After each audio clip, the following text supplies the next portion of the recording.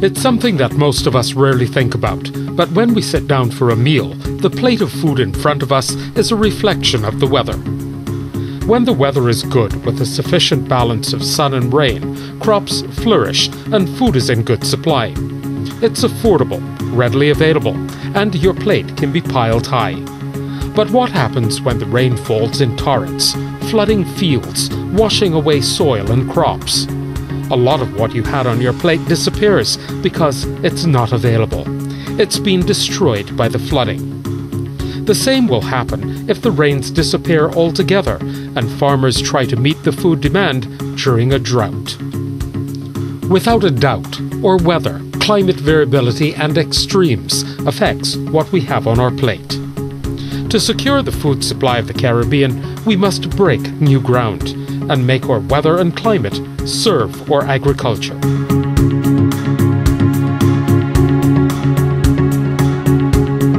We don't need scientists to tell us that our climate and, as a result, our weather is changing.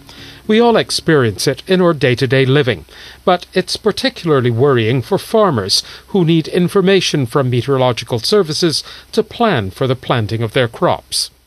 Information such as temperature range, forecasting, showers, even because we're in the hurricane belt and we're also in the hurricane season. Timely information as to storms that are out there, systems that are out there. If there's a forecast for dry weather, you have a choice either to reduce your production capacity relative to your water capacity, or you can look to enhance or boost your water storage capacity. If the forecast is for lots of rain, then you more or less go about selecting varieties that can withstand torrential rains or very humid, wet conditions. As crops don't grow overnight and often take many months to mature, farmers therefore need long-range or seasonal forecasts of the climate. The Caribbean Institute for Meteorology and Hydrology has been providing these climate forecasts for more than a decade.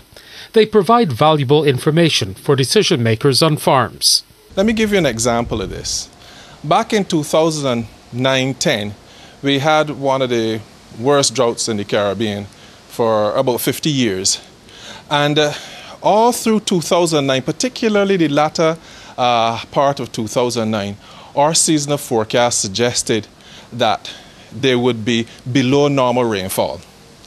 And in collaboration, in conjunction with the Caribbean Drought and Precipitation Monitoring Network, which monitors rainfall and by extension monitors drought, we recognized that by the end of 2009, we were in a period of severely below normal rainfall in the latter half of our wet season. But then, we recognized from the forecast that the next 3 months, at least, in other words, January to March 2010 and probably beyond, based on the forecast, would continue to be drier than normal in the dry season. So you would be having a dry season on the heels of a drier than normal wet season, which for our Caribbean region could have been fairly devastating, we recognize. And because of this, we sent alerts to all the national Met services in the Caribbean, alerting them, as I said, to the fact that we're entering into a period of potentially severe drought. Climate and weather are not the same, and it's important that we understand the difference. Weather is really the day-to-day weather. So it's today. What is the weather tomorrow? It's rainy, the temperature is warm or cold. Climate is the statistics of weather.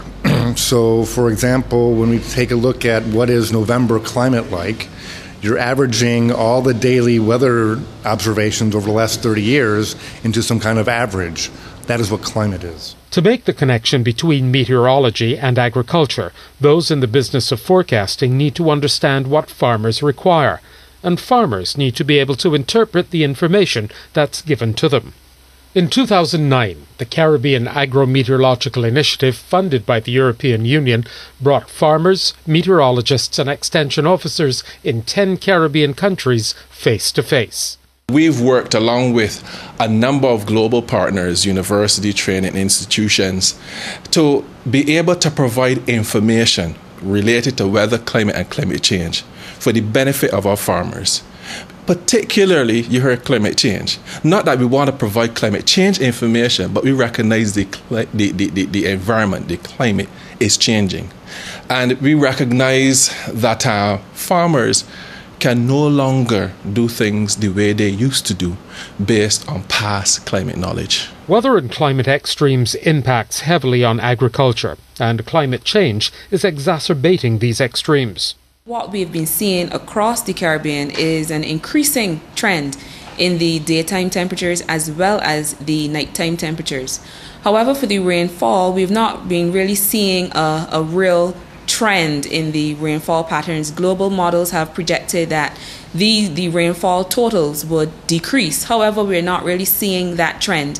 They also projected that the intense rainfall activities, that those would increase, and yet again we haven't really seen much evidence of that increase. An increase in your nighttime temperatures could lead to flower drop in some plants, and the very warm daytime temperatures, you can have a lot of wilting and stuff like that with your plants, and therefore you could have a reduction in your yields.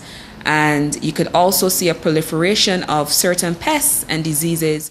Traditionally, there's not been a lot of information sharing between meteorological services and farmers, but weather services for decades have been recording and archiving information that farmers need. Recently, the agriculturists have become more vocal in terms of making demands as to what are the precise events that they would like the meteorologists to analyse. And these usually start with the start of the rains, with dry spells, with the length of the season. And this is the beginning of the analyses. And what we're finding is once these questions are answered, then the farmers start realising how much value there is, and they proceed to other questions. Giving climate and weather information alone to farmers is, however, not the sole answer to improving food security. Farmers, ministries and departments of agriculture have also been collecting data. We have a vast amount of data going back many, many years, and from that data we're able to come up with the kind of information that's required as input for the modelling and so on to provide information for the farmers. A crop model is a computer program that uses what we call local information, such as weather data, weather observations, information about local soils, and crop management, which means when a grower plants his crop, which crop he plants, which variety he plants, to predict how quickly the plant grows, how quickly it develops, how quickly it forms leaves, and at the end, how much production we can harvest. If you're able to understand how crop models work, you could probably do a few demonstration projects, calibrate the model to your local conditions, and then you can do a whole range of scenario generation within the model and say to the farmer, well, here are some of the limits that you have. Application of fertilizer, the best time to do it is X. Amount of water, irrigation, you probably don't need to irrigate as much or irrigate less in this particular time of the crop. Those are things that can now be done. With such advantages, modelling is therefore one of the ways forward. Not only can it be used to forecast the direct effects on crops of weather and climate, but it can also be used to project how pests and pathogens will react to climatic conditions, thereby allowing us to control them. We can also model a crop's water needs. Anyone who has a little kitchen garden in their backyard knows that when it doesn't rain and the soil lacks moisture, you bring out a watering can. That's irrigation on a very small scale. But what about a farm with many acres under cultivation? That requires large and sometimes costly irrigation systems. Modelling can help identify when to irrigate and how much water is needed. But the type of irrigation system that is best suited to a farm depends often on the availability of water. Irrigation systems are perfect solutions when there's not enough water. When there's too much rain, however, proper drainage of farmlands is critical. So too is the creation of barriers, often made of rows of grass, to hold soil together, to stop it from being washed away in torrential rains. In effect, it all comes down to farmers being able to control what nature gives in excess and supplementing when there's a shortfall. Not only is this true for rainfall, but temperature, humidity, and sunlight too. hence the concept of microclimates. A microclimate is any atmospheric zone which differs from the surrounding climate. So, for example, if you have a little corner in the yard somewhere where the sun doesn't shine as much, and where, like, say, it's sheltered from the wind, you'll find that there are some plants that tend to develop there and grow there in that area that you wouldn't find in the rest of your yard. It stands to reason that if we can control the climate and make it ideal for each crop we wish to grow, then we can get better yields. This can be done through the construction of greenhouses and row covers, which are placed over crops as they grow in fields. Ensuring that the work started by the Caribbean Agro-Meteorological Initiative continues is in the hands of national tripartite committees consisting of these key players: Farmer, Agriculture Extension Service, and Meteorological Service, and it would be led by the Meteorological Service because it's weather and climate change information. And the best place that should come from is your National Met Service. So they would lead the process. But of course, in each country, the context is different.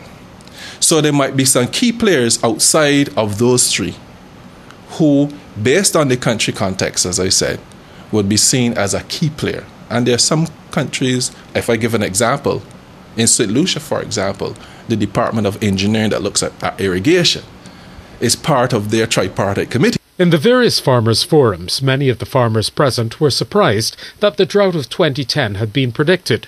This pointed to the fact that while many of the region's meteorologists may be good scientists, they may not necessarily be the best communicators. The farmer doesn't need to know the complicated scientific jargon.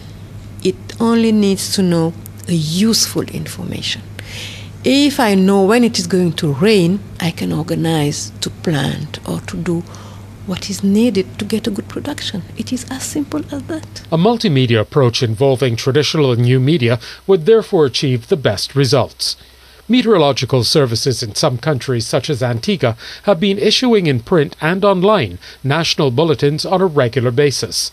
The Caribbean Institute for Meteorology and Hydrology has been publishing a regional bulletin and posting long-range forecasts on their website. These are the beginnings of a new era in agriculture and livestock farming. It's all centred around meteorology, how weather and climate play an undisputed role in how crops grow, flower, are pollinated and impacted by pests, how large and how small yields can be, how pastures for livestock grazing and the animals themselves can be affected. We may not be able to completely protect our farms from the worst weather events like hurricanes, but with new science, research, and the sharing of information, we can help protect them from these conditions, and otherwise improve the quantity and quality of our food supply through improved decision-making. The dialogue has started and has shown that the way forward is in breaking new ground, with climate and weather serving agriculture.